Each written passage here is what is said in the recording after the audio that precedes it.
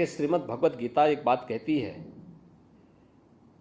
कि ये यथा माम प्रबदन्ते तांस तथैव भजाम्यहम्।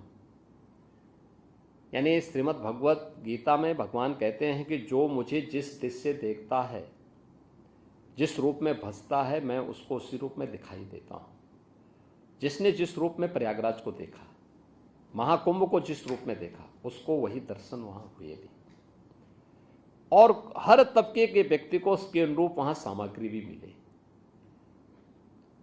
आप देखें, दुनिया के अंदर आप में से बहुत सारे लोग ऐसे होंगे जिन्होंने दुनिया के तमाम न्यूज़पेपर को भी देखा होगा, और उन आयोजनों में आप भागीदार भी बने होंगे जिसके बारे में उनकी नेगेटिविटी और उनके द्वारा जो तमाम प्रकार की गलत टिप्पणियां की जाती थी, उनमें अगर आप देखेंगे बहुत सारे ऐसे थे जिन्होंने इस पूरे आयोजन के बारे में जो टिप्पणी की है।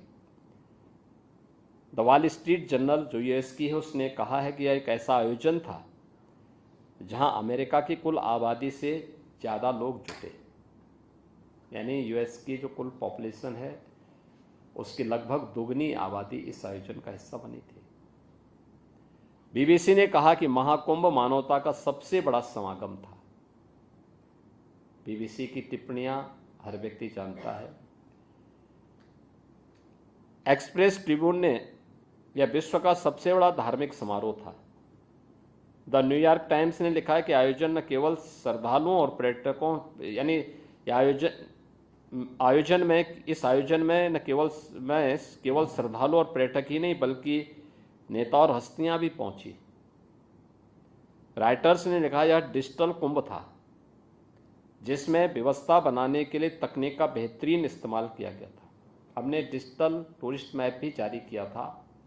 अगर किसी श्रद्धालु को कहीं जाना है तो उसके लिए उस प्रकार की व्यवस्था, क्यूआर कोड को डाउनलोड करिए, आप उसके माध्यम से वहाँ तक पहुँच सकते हैं।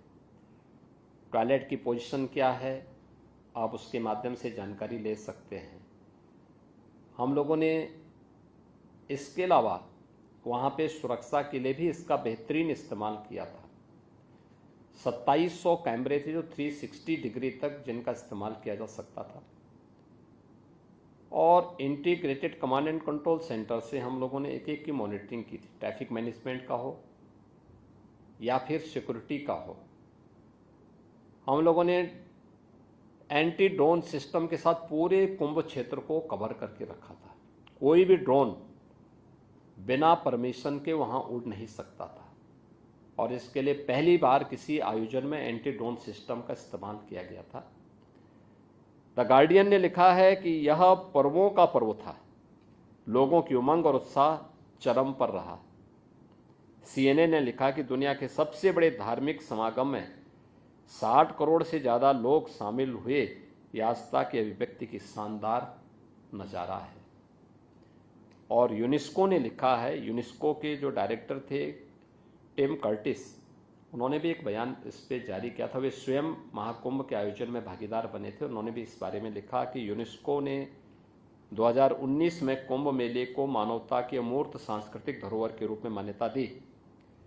इससे पहले 2023 से इसके सामाजिक, आर्थिक और पर्यावरणीय प्रभावों की निगरानी की जा रही थी। कुंभ मेला प्राकृतिक और सांस्कृतिक धरोहर के रूप में विश्व को एक नई दृष्टि प्रदान करता है। यह भारत के प्रति एक दृष्टि देता है। आयोजन उत्तर, दक्षिण, पूरब, पश्चिम, जिसके बारे में आदरणीय प्रधानमंत्री जी बार बार कहते हैं कि एक भारत श्रेष्ठ भारत, उसकी अभिव्यक्ति का भी एक बहुत बड़ा माध्यम बना है।